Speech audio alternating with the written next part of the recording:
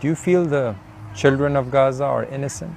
I can see how children are terrorists as well.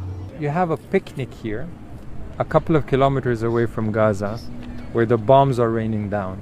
These bombs, How can you then say that you have a lot of sympathy?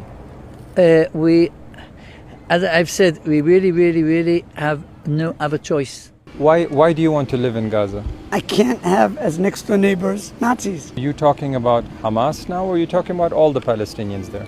Okay, so we all know that's a big lie, and I'm a little bit insulted that you could still say that. So let's stop all that propaganda.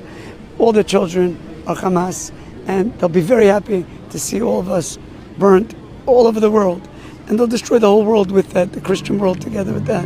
Are you blaming 2.2 million people for the wrongdoing of 3,500 people? 100%. Now let me explain why. Because they're accomplices to the crime. They're supportive of it, and they were part of it. And we just have to say again, it's not going to happen again. You guys want to resettle Gaza? For sure. Okay. What about the 2.2 million Palestinians who live there? Where should they go? Let's find some creative solution. We don't want them to die. And that's different from what they want. You want them to be displaced? We want them to be displaced, 100%. Where should they go? So let's work together. That's the dream. But when you see the pictures from Gaza where large parts of the coastal strip is leveled to the ground, you think that's restraint? What more can you do to the Gaza Strip? More? We want to finish the job. You say Work you're that. not an extreme movement, but according to international law, what you're saying, you're calling for the ethnic cleansing, displacement of a Okay, people. That's against international law. Okay, That's so pretty first- extreme. So we're not extreme. Ethnic cleansing is a very It means the laundered water. forcibly displacement of a people from a geographical area. They This is want- what you're calling for. Okay, so when people come, it was done in World War II.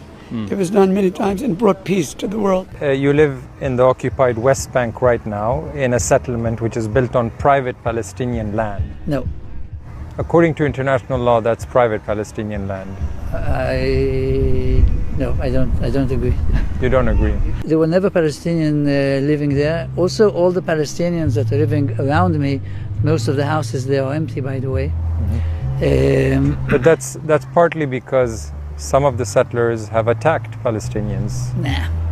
There are videos, Chaim, you know this. There are videos of settlers attacking Palestinian homes, burning them, burning their cars, threatening them, shooting at them. So how can a Palestinian family stay in a situation like this? And we're not talking about inside Israel. We're talking about in the West Bank, which according to international law belongs to the Palestinians. I don't agree. Look, I don't agree. So your dream is an Israel stretching from the Euphrates to the Nile? So it's not my dream, it's a prophet that we got, like from Abraham. I believe that Abraham is my great-great-grandfather. So this is a part of whatever's, like, at the end it's going to happen. So the mission is to expand Israel from what it is today, Also, yes, to expand into Syria, yeah, into Egypt. exactly. Are you excited about these plans?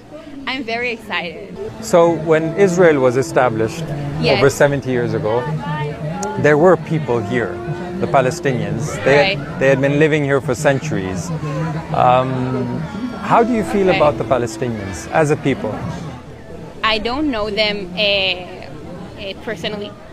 You don't know any Palestinian No, personally. personally. So how do you Like- feel about them as a people? Like if he has his pride that this is his homeland, so I don't respect him.